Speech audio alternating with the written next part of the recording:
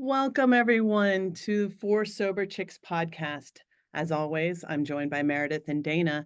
And today we have a very, very special guest, Mary Beth O'Connor, who is an author, and she has written an amazing book called From Junkie to Judge, One Woman's Triumph Over Trauma and Addiction. I'm going to read a little bit of her bio, and then we're going to start our conversation. Mary Beth has been sober since 1994. She is also in recovery from abuse, trauma, PTSD, and anxiety. Her story is chronicled in her memoir, From Junkie to Judge, One Woman's Triumph Over Trauma and Addiction. She's had essays in such publications as Wall Street Journal, the Los Angeles Times, and Recovery Today. Mary Beth is the director of She Recovers Foundation and LifeRing Secular Recovery. She regularly speaks on behalf of these organizations and is about multiple and secular paths to recovery. She develops relationships with other organizations such as Women for Sobriety, and Mary Beth trains attorneys and medical professionals about substance use disorders and recovery. 6 years into her recovery, Mary Beth attended Berkeley Law. She worked at a large firm and litigated case action for federal government. In 2024, she was appointed a federal administrative law judge, from which position she retired in early 2022. Sorry, 2020. Wow. So many things just in your bio that I already know that we share in common. So I'm going to hand it over to you and let you kind of start where you want. Yeah, so I'll just sort of do the overall arc. I say the short version for me is child abuse led to childhood addiction, right? Which is just a very common pathway, unfortunately. And so I grew up in a household where my mother wasn't bonded to me and she could be violent. But when I was 9, she married my stepfather and things got much worse. He was very violent with her, physically, sexually violent with me. It was just a very high stress environment where I didn't know what was going to happen to me, where what I did and the consequences were not closely tied together. And so for me, when I found my first drug, which was alcohol when I was 12, and it was Boone's Farm Strawberry Hill wine, which a lot of people know. In fact, I was so young that my girlfriend and I, we drank it out of Flintstones glasses that used to have jelly in them. I mean, that is sort of our level of sophistication. But that captured my attention because I felt so much better. It was sort of like the tension left my body and I was breathing deeper and sort of laughing and engaging with her in a more natural, joyful way. And so I noticed that, like, okay, this is a really positive. I need more of this. And so I pursued alcohol right away, making opportunities to drink, looking for them. I even stole beer from my dangerous stepfather because that's how much I wanted the alcohol. But then I also quickly added weed. I did pills. I did a lot of acid my sophomore year of high school. And then when I was 16, I found what became my drug of choice, which was methamphetamine. And I was shooting meth within 6 months at 17. I was in full bore addiction when I graduated from high school. I did leave Central Jersey where I grew up to go to college. I went to Berkeley. I graduated from Berkeley, and I did better the first couple years. And I do, better and good are not the same word, but it was better. I mean, much worse than the people around me, but for me, it was an improvement. And so I mostly used alcohol, though some cocaine, which was new, some pills, some hallucinogens, mostly on the weekends. Sometimes it rolled into the week. But I had a really life-threatening kidnapping and 6-hour rape by 3 men in college. And then I moved in with a violent boyfriend. And it was sort of like the little bit of grip that I had, I lost. And I started using meth again on a regular basis in January of my senior year of college. And I didn't get sober until I was 32. So it was a really long haul for me. And by 32, a lot of problems, right? Physical problems showing up, hopeless, trapped, couldn't hold a job. My partner was ready to throw me out. So it was sort of like everything in combination made me finally say, maybe I ought to go to rehab. And I did. And I went into a longer term women's program. But one problem with it was that it was 12-step exclusive. Like they insisted 12 steps was the only option. And that's a good fit for, a number of people, but not for me. And so I had to find other alternatives, which I did. I found Women for Sobriety, the Parent to Smart, the Parent to LifeRing, and sort of built what we call today an individual recovery plan. And but I also had to address my PTSD, which I didn't know I had, and which showed up as severe anxiety. And so that mental health recovery actually took me longer than my sobriety recovery, a lot longer, because it was more complicated and it came first. But eventually, with time and work, got, living today, 30 years sober, I had 30 years in January, happy, productive life. Yeah. And then the professional accomplishment of eventually, law school and judge, it's sort of was just like a cherry on the cap, and I'm proud of it. But the truth is, the most important part of my recovery is the lack of chaos, the lack of misery, the not making everything worse than it has to be, not creating new problems on top of the unavoidable problems. So I feel like I'm in a really happy place, but also now that I'm a retired judge, I can be of service to my community in a new way. And so that's how I'm spending these years now, is to do the board positions, the speaking, the writing, all to try to reduce stigma, increase hope, and sort of educate about what substance use is and what recovery is really like. Wow, wow, and wow. And yes, all the things.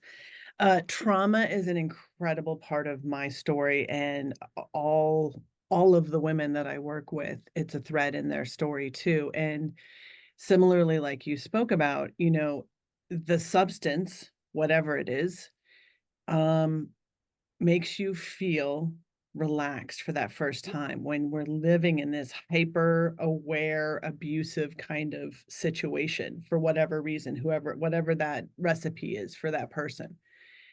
And that is why the recovery is so difficult without addressing the trauma. Because if you take away the alcohol and you're single focused on one thing, food becomes a thing, or work becomes a thing, or something else becomes a thing, because we have to address this trauma. We have to figure out how to feel in our body. And I love that you're talking about, the ways in which women do that. And I too started in 12 step, and it was a lifesaver for me because it was available. I was in rural China. Like, these were the, things that it was a lifesaver. And as a woman who's experienced extreme trauma, for me, it was incredibly shame-based. And the ideas of defects and so forth, those are where my survival mechanisms, and so I've switched, and I look at, like, the balance, right? Like, no behavior, no feeling is bad or good. It's a balance, and kind of having this balanced life. So I like this idea of, like, a combined recovery that creates balance. Yeah, I mean, I'll say a couple of things. That one is that, for me, the 12 steps wasn't a good fit for higher power, and I certainly wasn't going to turn my will and my life over. I didn't really agree I was powerless, although I thought about it, and I decided what I can agree is that I'm powerless to moderate. Like, there's no moderating for me. But a lot of people, even people with spiritual and religious beliefs, choose the other approaches. Like LifeRing, for example, is very self-empowerment focused, and so it's not that you shouldn't address your defects at some point, but that's not the focus. The focus is taking control of your life and building up your skill set to handle life and make decisions. The assumption is that you actually can make mostly good choices. You do know who you are, you do know what will work for you.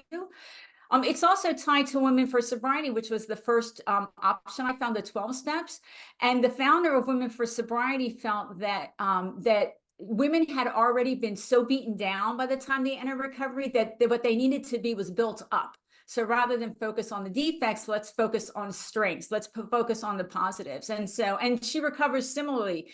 Part of She Recovers is the journey to wholeness, right? That's the goal.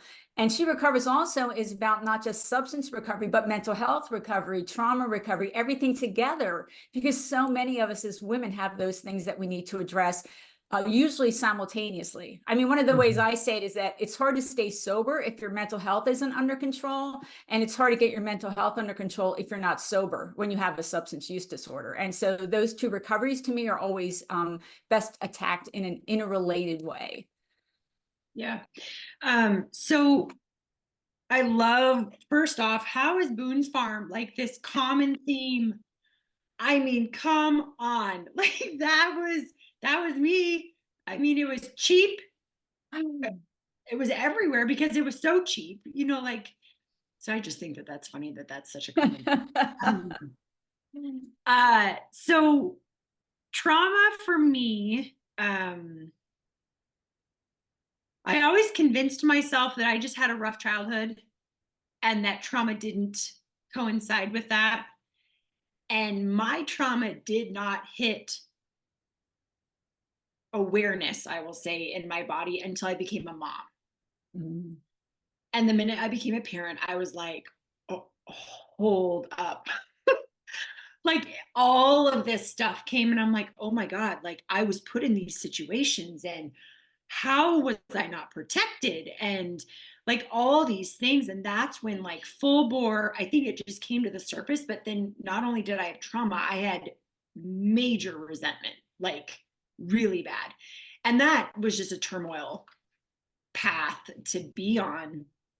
But it's amazing to me, all the women that I have talked to, it doesn't matter if it's trauma this big, like there seems to be this path of some sort of trauma, whether that's bullying as a kid. I mean, it could go into so many different ways that I think there's a lot of women, and I was one of them, who I wore a badge of like, no, I never went through trauma. I am trauma free.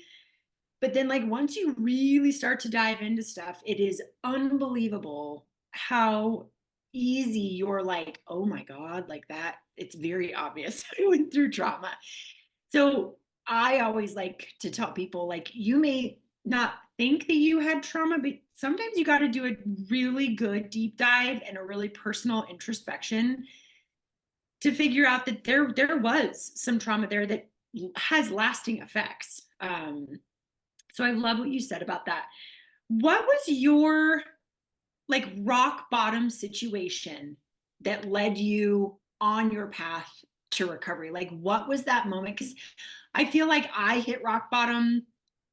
I also really hope that people don't feel like they have to hit rock Right. bottom to question their relationship with alcohol. But like everyone's rock bottom looks completely different. Mine was almost losing my life, my marriage, my finances, like my work. But there's other people who their rock bottom was completely different than mine. And so I love to not focus on, but hear people's rock bottom stories. Just because, again, I do genuinely believe that that's very relatable to people. Yeah. So, I mean, like you, there used to be this idea that you have to hit some horrific bottom before you can get well. And that's just not true. And it's also dangerous to tell people that because they may die on the way to their rock bottom, or they may get some, irreversible medical or other consequence. So, I see more people today seems like come in earlier, when they're sort of at the mild or moderate side of their substance use disorder. And I always am happy. You come in the rooms and you still have a job and you're still married and you still have custody of your kids. Yay for you. Let's get this under control sooner. Yep. Sooner is better. But I did have a pretty severe bottom. When I take the DSM, the Diagnostic and Systems Manual Test for Substance Use Disorder, I end up on the very severe end of that mild, moderate, severe scale. And I got sober. So it's not that you can't, it's just that the sooner you address it, you're losing fewer years, you probably destroy fewer parts of your life, your health is less at risk, all those good things. But for me, it was really a combination. And I think that's how it is for a lot of people. It wasn't one thing. I mean, I'm 32. I had a Berkeley degree in good grades, and I had an embarrassing resume because I couldn't hold a job. I say I worked my way down the corporate ladder, because every job was less money and less responsibility, and I held it for less time because I couldn't get there and I couldn't focus. But also, I just felt, so depleted, so utterly depleted, so hopeless, so trapped. And my partner was ready to throw me out, and that was a long-term relationship, and he was a good guy, and so that would have been a big loss. But it was really all of those things together that made me finally say, you know, maybe I ought to go to rehab. And I will say 30s is a common time that people get sober, right? I mean, by then the consequences have usually started to build up, and you're sort of seeing that where your life is going nowhere or downhill, and you feel trapped. And so you know, a lot of people sort of age out of addiction. They start really looking at it in their 30s, and that's common. But 32, I've been using for 20 years. I have been really a meth addict for at least 15 of those 20, depending on how you count. And so it was a pretty miserable place for me to be. And I really had lost or was on the verge of losing pretty much everything. Yeah, I feel like our one of our main themes that we talk about is addiction and recovery do not fit in these pretty little boxes. It is not like these are the things that you need to check off. Yes. You know, I've got friends who they're uncomfortable if they have more than 3 glasses of wine a week. And I'm like, if that is your definition of an unhealthy relationship with alcohol, that is you. It doesn't mean that you have to be the homeless guy on the corner who's lost everything to be considered possibly having an unhealthy relationship with alcohol. So that's because that was my thing, is I was like, because my mother was an alcoholic and I was like, oh, I am light years from her. But that just helped me justify all the bad behaviors because I wasn't doing exactly what my mom did. And I think I personally think that sometimes keeps people in that cycle of addiction and not recovery, where deep down they know that there's a problem, but at the end of the day, they don't consider themselves someone who has an unhealthy relationship with drugs or alcohol or food. I mean, the list can go on and on. Yeah, and for me, I would go back and forth. I mean, sometimes I would look in the mirror and say, "You're poisoning yourself," you know. And other times, I just tried to ignore it, or it seemed like the consequences weren't related to my drug use when they were all related to my drug use. And so there was that back and forth, which I think is common. But I also I didn't really believe I could get sober, even when I went to rehab. I didn't believe. I remember telling my girlfriend on the phone before I left, I don't understand what stop means. Like this was beyond my sort of imagination. What I really went in for, not that I wanted to keep using, but I thought the best case scenario was, let's figure out how to use less so I have fewer consequences. So life will get better. Like that's what I just thought was the best case scenario. And so exposure to people who were doing well was part of the process for me of starting to believe that maybe it could be on the table for me. And I think that's one of the advantages of peer support groups, right? Is you get to meet people who are further along in the process, and they provide you with that hope that, well, you know what?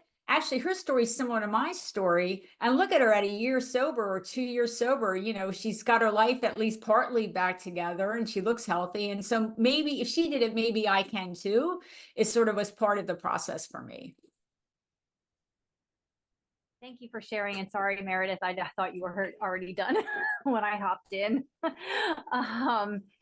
Yeah, the whole hitting rock bottom is all relative. Mine is a chicken cheesesteak. I am vegan, and when I ate that chicken cheesesteak, I was like, oh my God, what else can I do to my life or other people?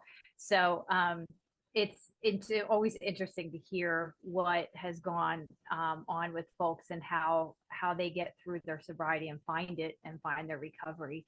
I'm taking a left turn with my questions. As a judge, you've been able to influence people. So the people that come into your courtroom that have had substance use, if they're in front of you, are there things that you've been able to do to help them through a different process? I know the court systems are still very harsh, and we look at substance use as a criminal act these days still. And is there anything that you've been able to do to help people, look at different ways to recover and come back from that? So I'm a retired federal administrative law judge, so I didn't do criminal cases, but I did do cases where people's substance use was relevant. I mostly did disability cases, but there was very specific law that I had to apply, and I really couldn't offer them advice and guidance.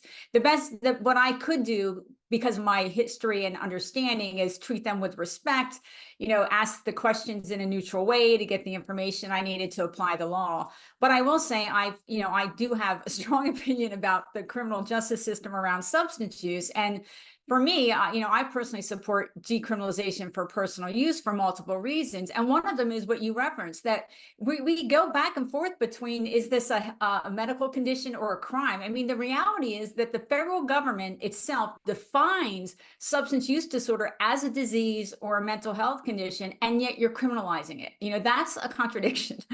And the other part of it is that it's actually much more expensive to incarcerate people than to treat people. And we don't have enough treatment and harm reduction dollars as it is. And so you could treat 3 or 4 people for the price of incarcerating one.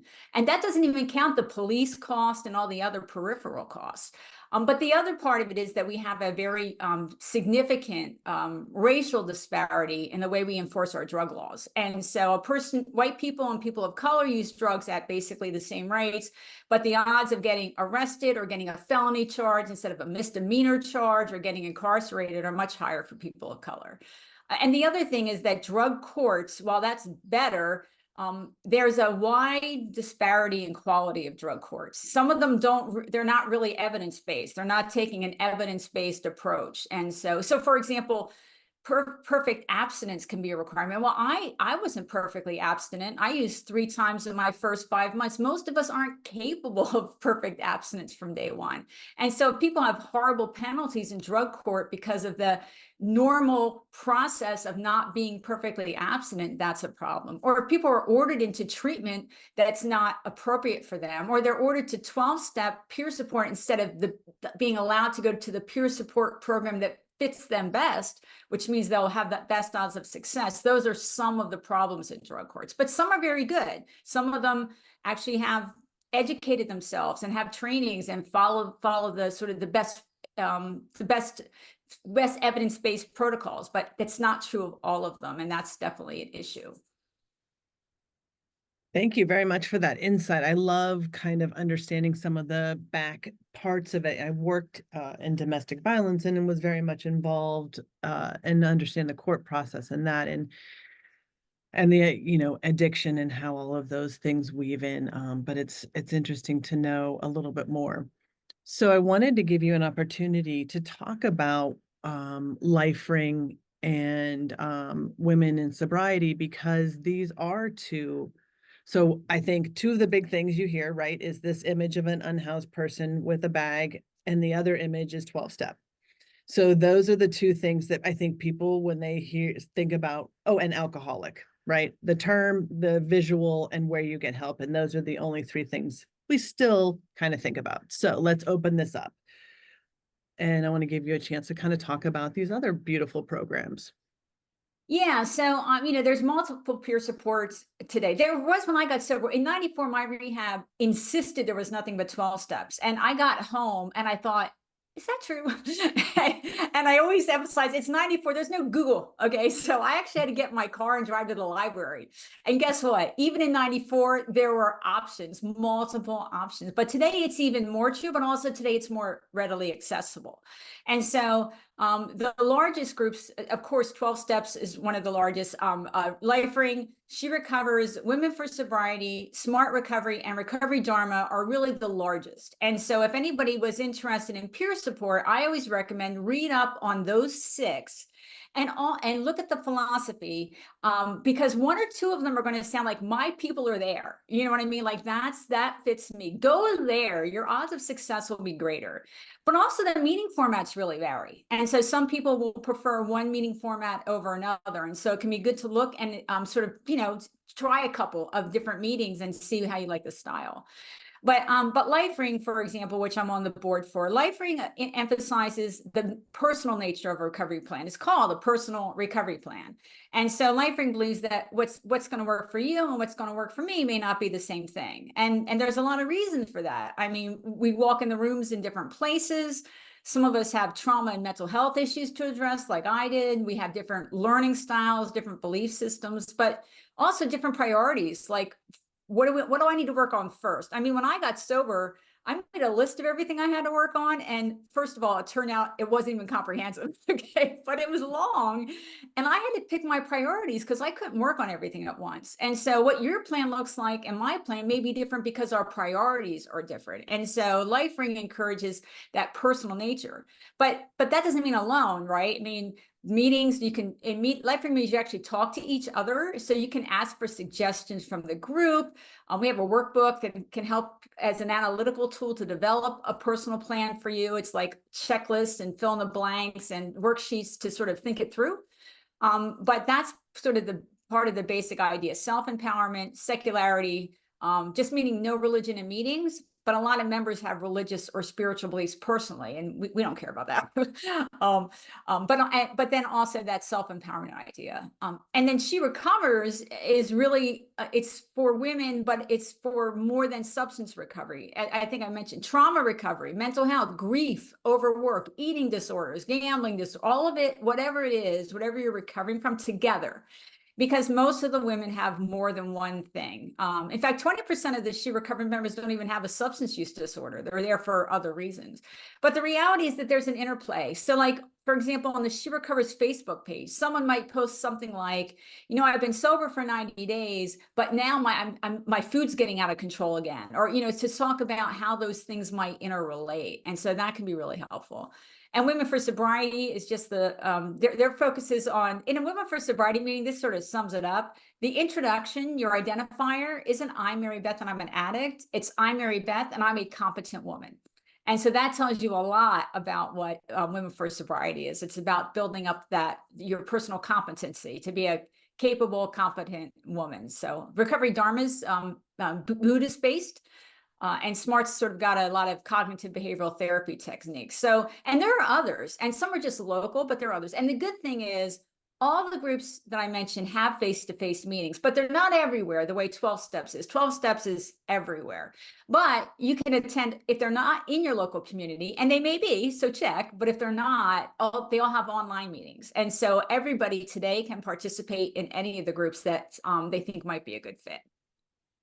Yeah, it's amazing. And so we all kind of came together through She Recovers. That's how our podcast started, is that we were all doing recovery coaching certifications, heading towards, kind of the She Recovers designation. And so we're all, it's a kind of a charitable arm of what we do as well. And they're huge, huge supporters of it. But I love the idea that there are, again, more and more opportunities for, like you said, for women to find their tribe. When you go to a meeting and you feel really comfortable, like when I work with clients, I'm like, recovery or whatever you're going to call it is not supposed to be painful and miserable. It's going to be uncomfortable and it's going to be difficult and it's going to challenge you. But the goal is to make it fun. The goal is to make this an engaging part of your life that you want to do, not something that you have to do. And more importantly, my new focus this year is something I get to do. I get to recover. I get to do these things.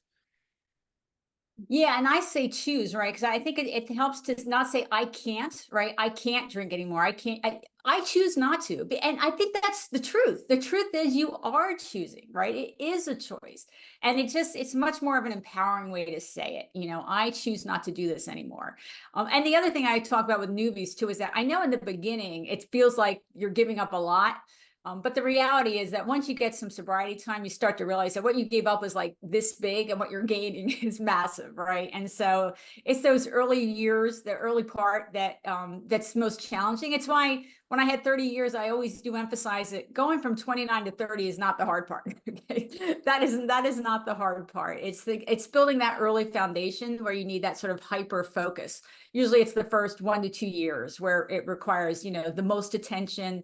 And you're also finding out what works for you and what doesn't. And you're just getting more practice. I mean, part of recovery is experience. I have practice in more situations where I'm able to not feel tempted or not have a slip or whatever it might be. I'm feeling stronger. I'm getting more under control.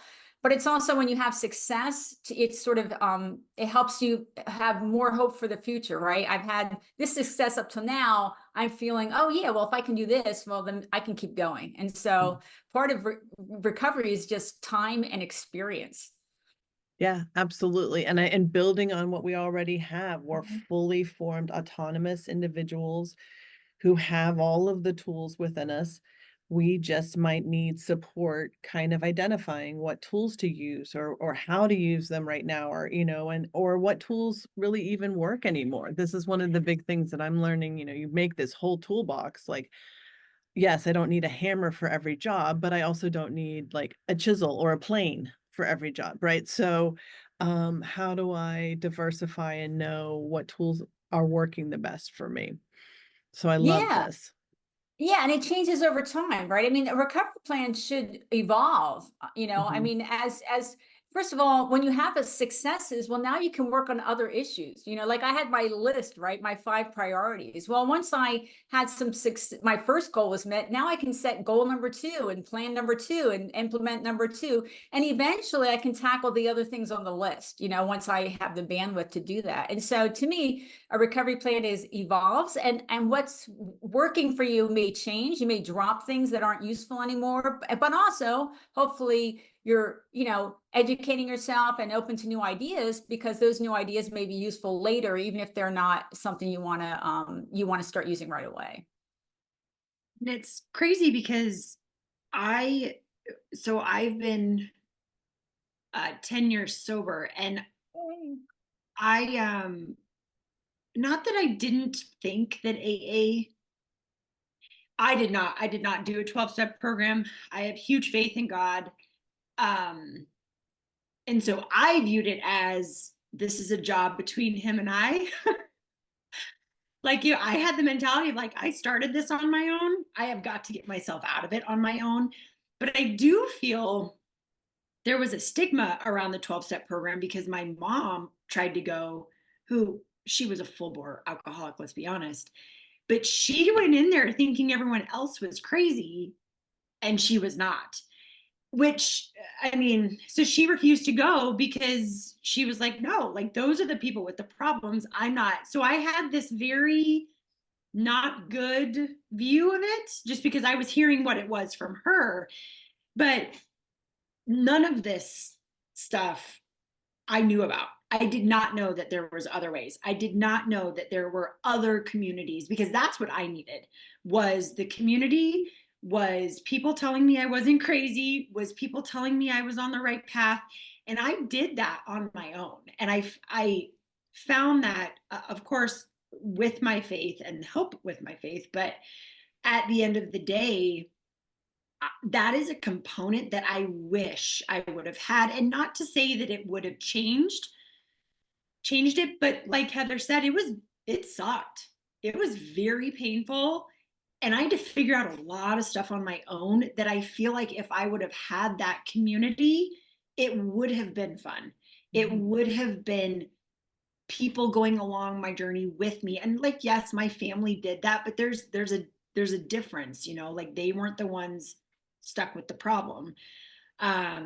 So I am so happy, especially like with the beauty of the internet now, to where, just like you mentioned, I had never even heard of 3 of the places that you mentioned, and the fact that they have all online recovery, like that's huge. Or not recovery, online meetings. That's absolutely huge, because that could be the difference for someone. Yeah, and the other thing is you can do more than one. I mean, I ended up doing multiple programs and combining. And She Recovers, for example, as you know, I think it's about 40% or something of our members also do 12 steps. And so if something's working for you, you don't have to give it up to try the other groups. You can try the other groups and see if there's any ideas you want to add in, right? It doesn't require that you abandon what's already worked for you. And you're right, it's not like there's this hard faith-based division. All the faith-based people go to 12 steps and all the non-faith-based people go elsewhere. That's not true. I mean, there are atheists and agnostics that make 12 steps work, and there are a lot of spiritual and religious people in the other options because they prefer the other options for a reason other than the higher power of 12 steps, right? They prefer the self-empowerment approach, or the being with women, or addressing your, mental health in the same group that you're addressing your substance use. And so that's why I always recommend people just read up on all the programs, because there's a lot of different aspects to the programs that may appeal or not appeal. And again, the meeting formats really vary. How the meetings are structured. Do they have 12 steps has that, drug-a-log at the beginning, and most of the other meetings don't. But the others have different formats. Like in LifeRing, we focus on last week and the upcoming week. It's called How Was Your Week is the format. Drug history only comes up if it's relevant to what happened last week or what's coming up in the next week. So we don't do any of those long drug stories, but sometimes it is relevant, and so then it's fine to talk about it. But the meeting formats really do vary a lot. And that's why I really encourage people to try the different groups that look like philosophically they might be a good fit, because you might prefer the process of one over the other. Wonderful, wonderful. Yeah, it's like you said, it's a process of learning over time with experience. And I love the idea of kind of just seeing what fits for you. So before we wrap up this amazing conversation, please tell us about your book and that process.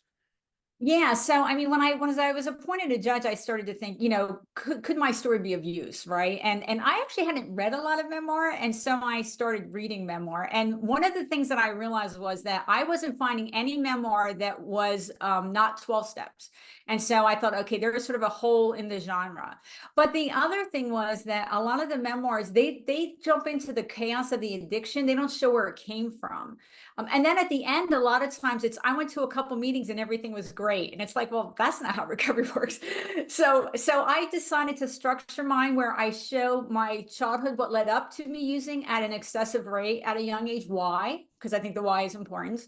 But also 30% of my book is my first 3 years of recovery. It's about building that individual plan, tackling my mental health with my sobriety, because I really wanted to show a more realistic example and a more in-depth example. And so that's sort of the whole arc of it. And then it's on, it's available on Amazon and all the usual sites. Bookstores, can get it or they have it. And but that was the goal. I didn't want to write a book I saw out there 22 times. I wanted to write a book that I felt was sort of taking a different approach than the memoirs that I was reading. I love that. I love that. I think we get stuck in this trauma dump situation where that is like the part that's so. Yes, you do hear your story, and that's the sensationalized part of it, but the real work is in identifying the why and then building a strong recovery. The middle part, the mess, it happens and it matters and you have to deal with it, but that part is not where the glue is. It's these other two pieces. So I love that you took that approach with your book, and you know, everything you've talked about is really about empowering women and supporting individuals in different types of recovery. And you mentioned at the beginning, as a retired judge, you still do get involved, and obviously you use that in your community work. So as we wrap up, is there anything else you want to share about your work or what you do or how you're involved? Well, I will say my website is junkietoJudge.com, and that has like my opinion pieces, the Wall Street Journal and others if people are interested, but also people can message me through my website. So if there's anything I said, or you think 6 months from now, what did that junkie judge, and by the way, you can always find me, just remember junkie judge, I'm Googleable, okay? But you can message me and I answer all messages, or if you have a speaking opportunity for me, that would be appropriate. And so, but I'm also on Twitter, and at Mary Beth O _, and I'll say I do not argue with people on Twitter. Okay, I don't have the time to deal with that. But what I do try to do is I share information, like the new studies that come out. I share those, or the new articles, or a Maya Salovitz piece, or my recovery thoughts. And so I try to make my Twitter feed useful and to provide information. I mean, my main goal, a lot of it is really to educate, right? I mean, when I do trainings, a lot of times I literally start with what is substance use disorder, and I educate from that point on, because I feel like people don't have a basic understanding. So My husband says I need to look retirement up in the dictionary because I don't understand what it means. But this is sort of, I feel it's my window to be of service in a new way because I'm retired and I can speak sort of much more openly about my whole story for the first time. And so if I can ever be of use, please do reach out to me. Wonderful. Thank you so much. And we will put all of your links and all of that information in our post, and that will all be available so that people can find it if they don't catch it real quick when you mentioned it. And such amazing resources. And I think the education and part of it is really important. It's been a delight to have you on today. And for our listeners, please find this podcast on any of the sites where you listen to podcasts, and we're also on YouTube where you can watch us so you can see our faces with our voices. I'm such a visual person. I can't listen to a podcast with multiple people. I have to watch it. So thank you so much, and we'll see you next time. Thank you, Mary Beth. Thank you. Thank Thanks for you. having me. Thanks.